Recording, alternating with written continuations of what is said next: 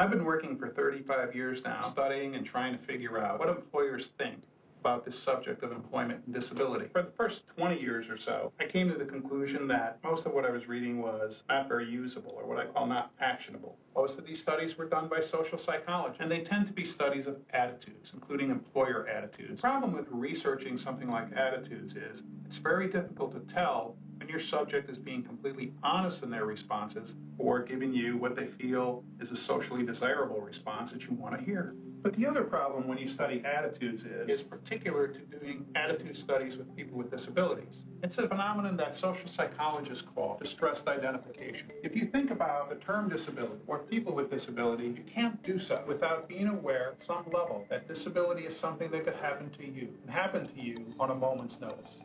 That causes us distress. If you're working age, male or female, there's a good chance you probably live to be about 85 years old. By that time, there's an 85% probability that you will incur a chronic illness or a severely disabling condition. In any other matter of equal employment opportunity, you don't have the same issue.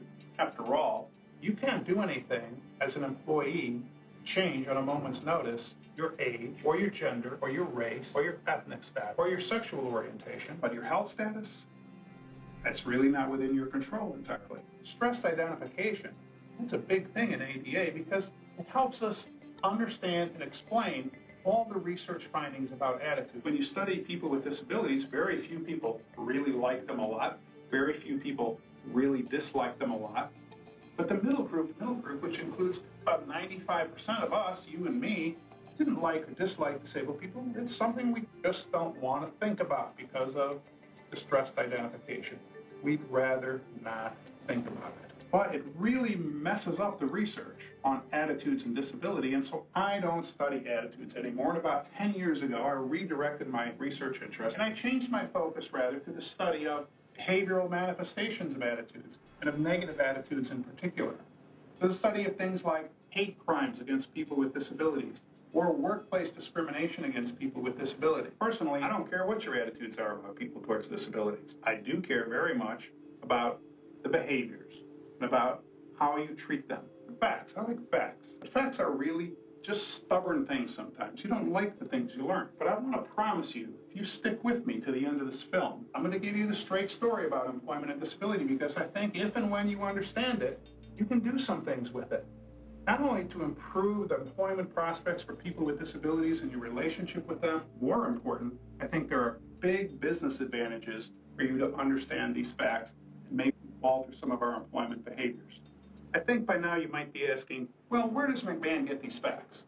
Okay, I'll tell you what my primary sources are.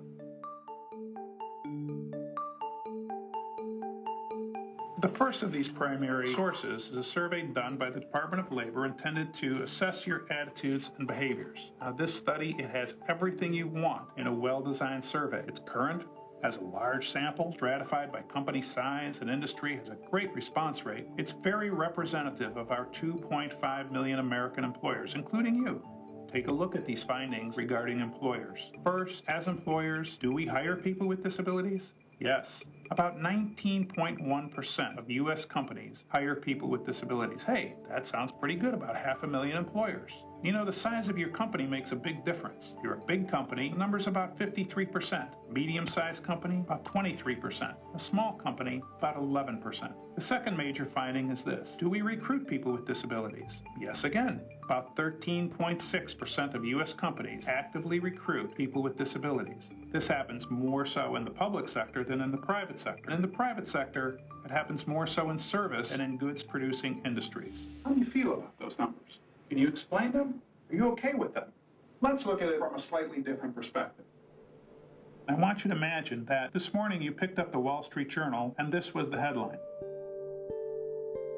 I think that would be a national disgrace. In fact, I'm absolutely sure that American business would not be able to function in any way, because in reality, we know 51% of American workers today are female, and a third are from minority group members, and 19% are from workers over the age of 55. Why are these numbers of 19% and 14% okay when it comes to people with disabilities? And how do we explain that? And can't we do better?